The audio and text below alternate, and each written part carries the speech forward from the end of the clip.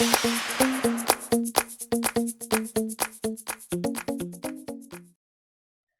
everyone, I'm Michelle Smith and welcome to my channel. I have a Christmas craft for you today.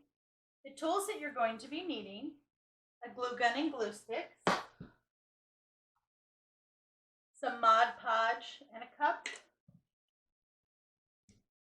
some paint brushes, some sandpaper, this is 150, a scraper, a utility knife, a good pair of scissors, and a good ruler. The materials that you're going to need are some of the berry garland, some of the very small bells,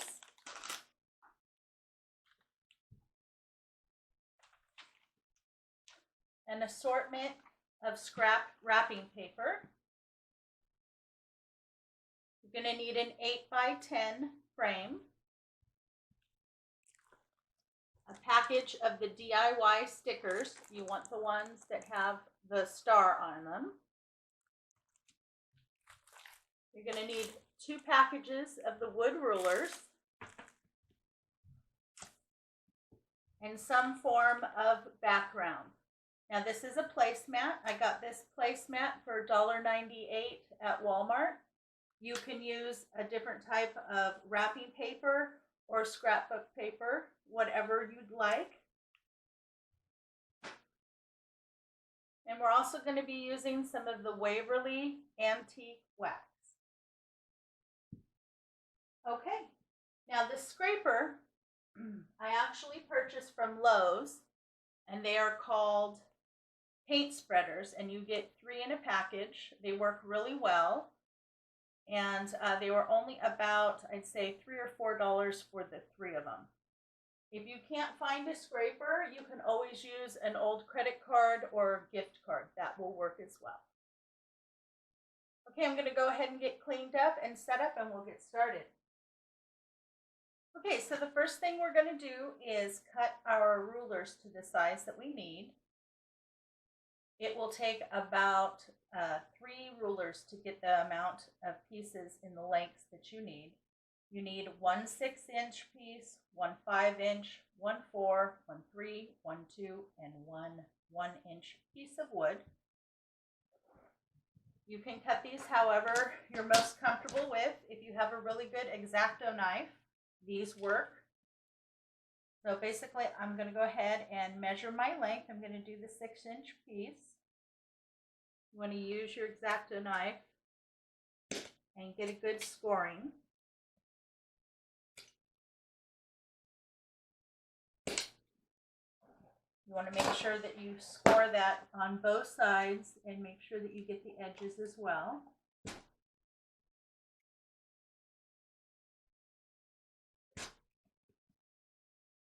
Good to do this over something like a cutting mat. You don't want to end up cutting your table.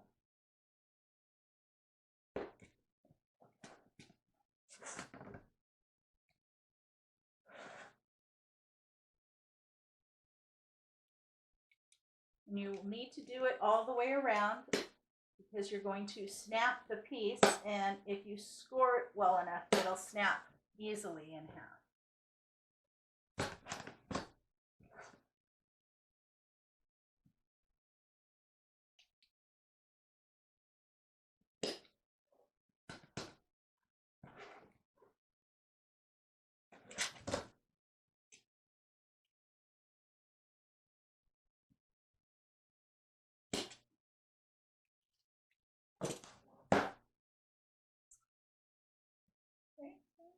Nice and scored. I hope you can see that.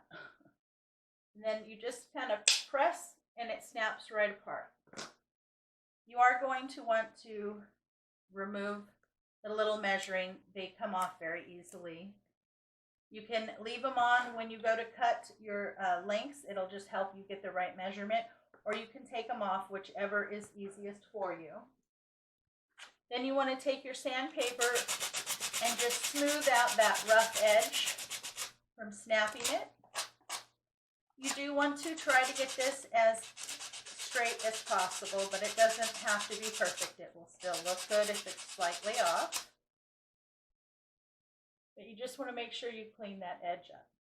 Okay, so I'm going to go ahead and cut my pieces. I need one at 6, one at 5, one at 4, one at 3, one at 2, and one at 1 inch. I'm going to go ahead and do that, and I'll be right back. Okay, so I've got all of my rulers cut. I have my 6-inch, 5-inch, 4-inch, 3-inch, 2-inch, and our 1-inch. So that's how I'm going to be laying them out so that it looks like a tree. The 1-inch is going to be your stem. I'm going to be using the Waverly Antique Wax to do the stem. Just put a little bit on your paper.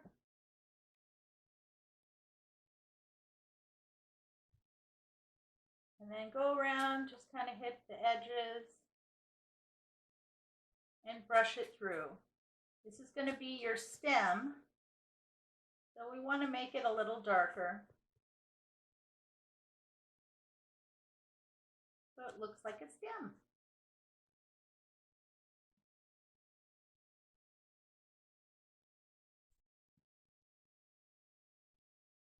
There you go.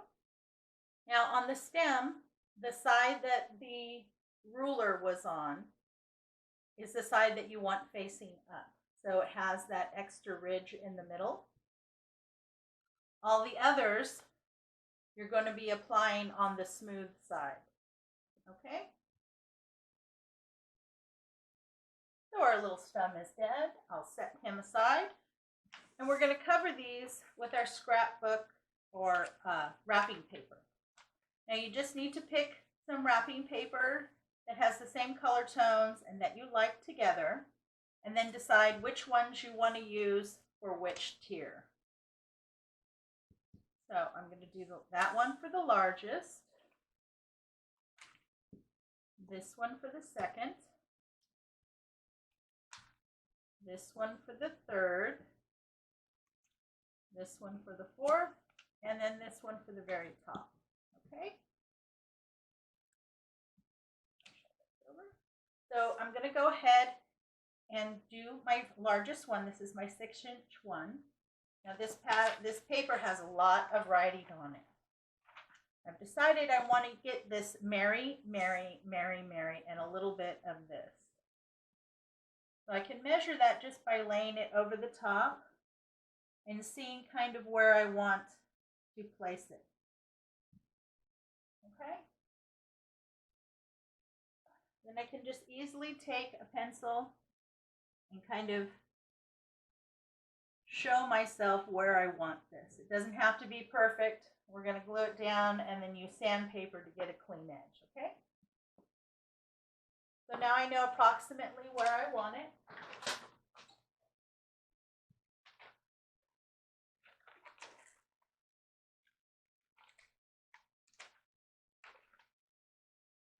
So just cut it a little larger.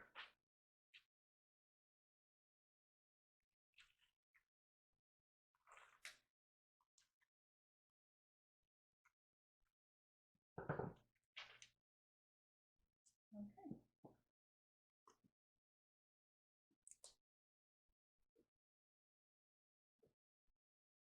Now this is the matte Mod Podge. You can use whichever you like, whether you want glossy or not. I'm only going to be putting Mod Podge on the bottom and not on the top. So that's why the matte is fine for me.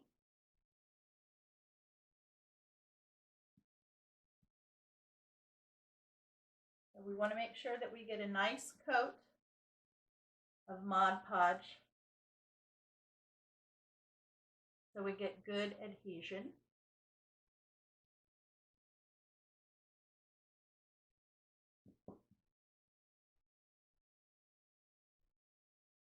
Now wood does tend to soak up, So you might have to go over it a couple times to make sure that you have a good coat on there.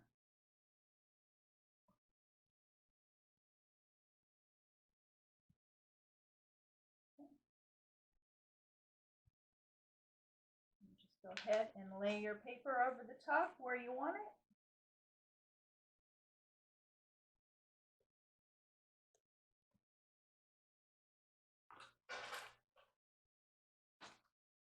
Then go in with your little scraper, start in the middle and pull out.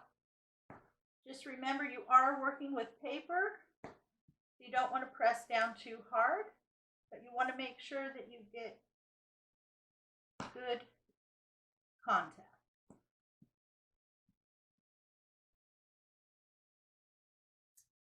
Okay, as you can see, it's larger than the piece of wood, which is fine. I'm going to let this completely dry.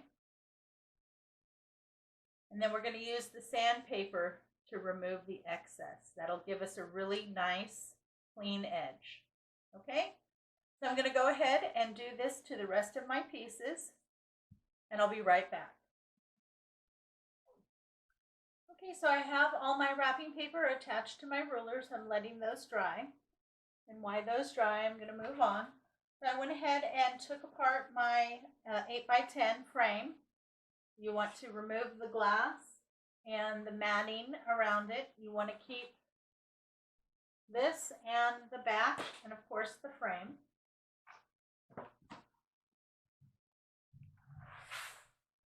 We're going to use this as a template to cut our background.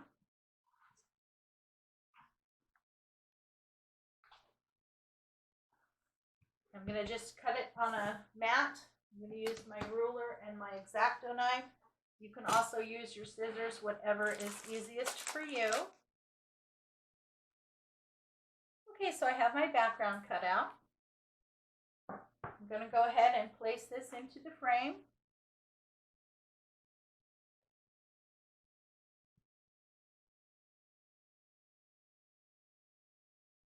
To help give it a little bit more stability, I'm going to go ahead and put this in behind it.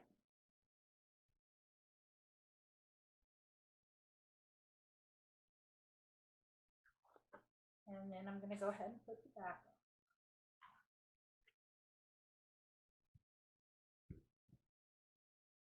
on. Okay, so our background is done. I'm going to go ahead and set this aside.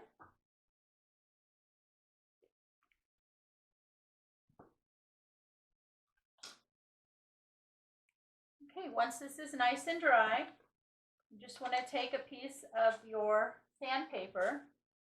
We're going to clean up the edges. All you do is brush down and away. You don't need to do it too hard. We are only dealing with paper. You can see that gives it a really nice, clean line. Okay? I'm going to go ahead and clean up all of my pieces, and I'll be right back. Okay, so I have all my pieces cleaned up.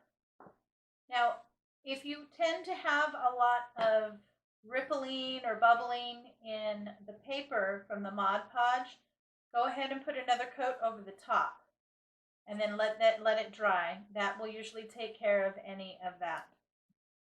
I only have a little bit of wrinkling in this one, which you really can't see, so I'm not going to worry about it.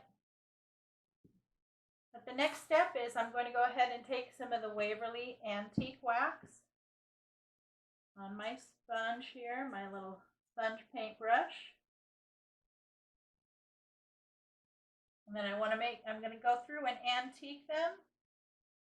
I want to make sure I darken up all of the edges.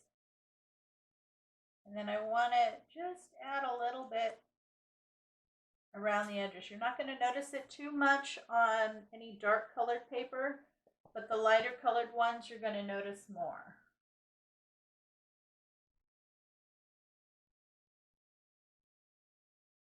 I just really want everything to be cohesive, and I don't want those edges to really jump out, because that's not the focus.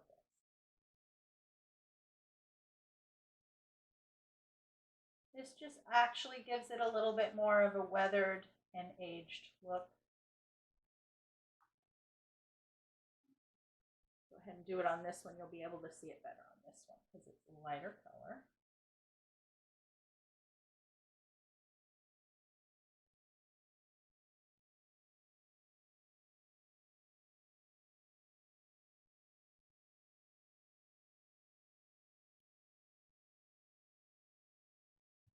And I just kind of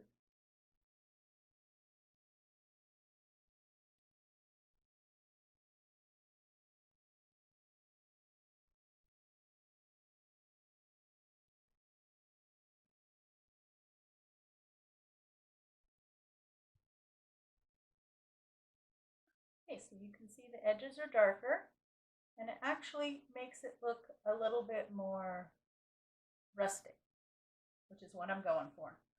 Okay, so I'm going to go ahead and do that to the rest of the pieces, and then I'll come back and we'll start assembling.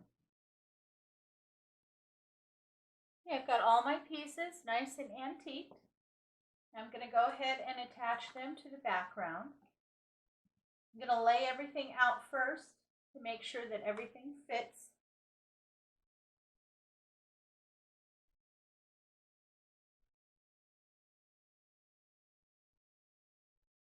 Now, as I'm laying these out, I want to make sure that I leave just a little bit of space in between each one. I think that looks better than having them right next to each other.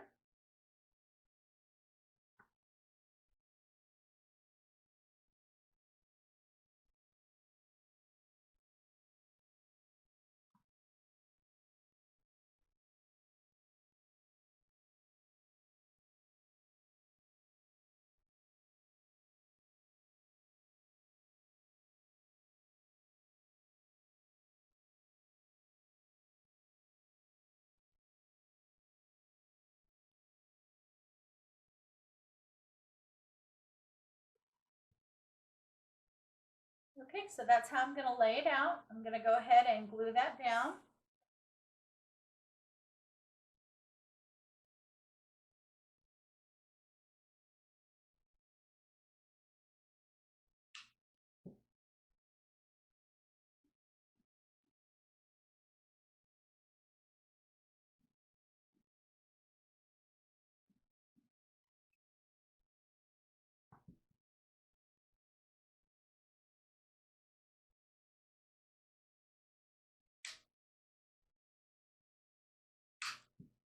Now, in all of my craft videos, you want to make sure to check the description box.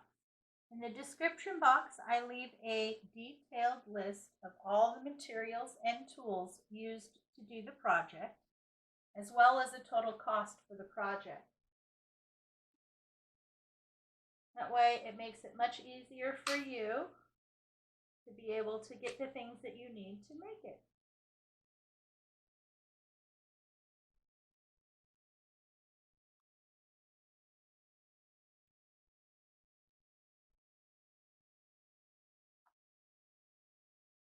Now, when choosing a background, if you don't want to go with the placemat, you can choose any other type of paper or flat material. You can use burlap, wrapping paper, scrap paper, even butcher block paper. As long as it gives you the look that you're looking for and it's flat, you're good.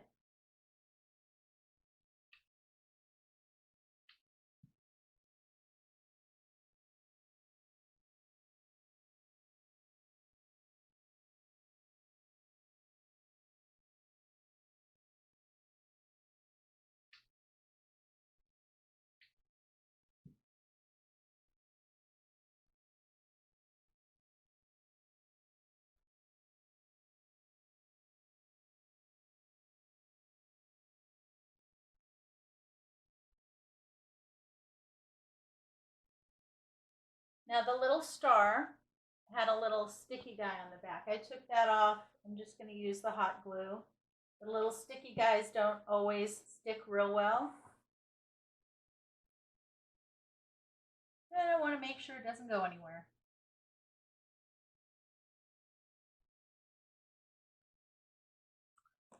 Okay, so I have all of my pieces and my tree is now assembled. Now I can decorate it. So I'm just going to take some of this berry garland and I'm going to attach it onto my tree. And I go from one side to the other as I go down. Okay, I'm going to go ahead and attach that and I'll be right back. Okay, as you can see, I got all the berry garland on there. Now the best way to attach this is to do one section at a time and cut that piece. Then you want to take the very end and bend it. You have like a little hook. And then what you do is you take that little hook and you tuck it underneath the corner where you're going to start it. And then you tuck the other end where you're going to end it. And then hit it with a little bit of glue. That was what I found was the easiest way to get them to lay right. The wire was a little difficult, so you need to have a little bit of patience with that. Okay, now I'm going to go ahead and I'm going to glue on some of these small little bells for some additional decorations on the tree.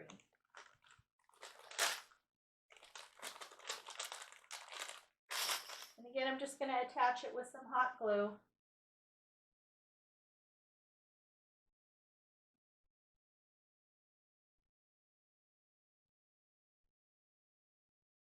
I like that it gives it even more of a three-dimensional effect.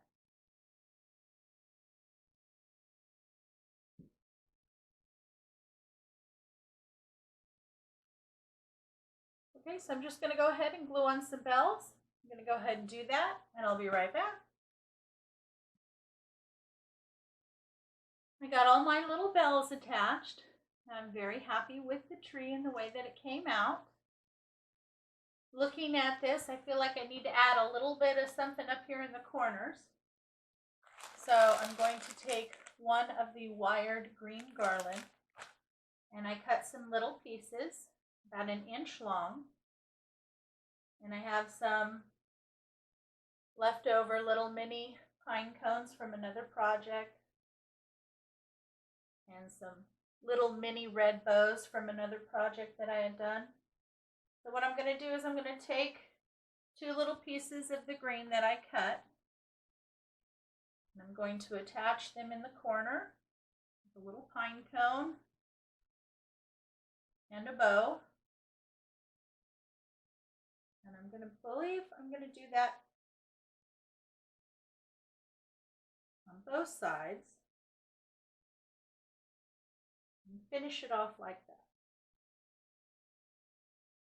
Okay, I'm going to go ahead and attach those and finish it up, and then I'll show you what the final project looks like.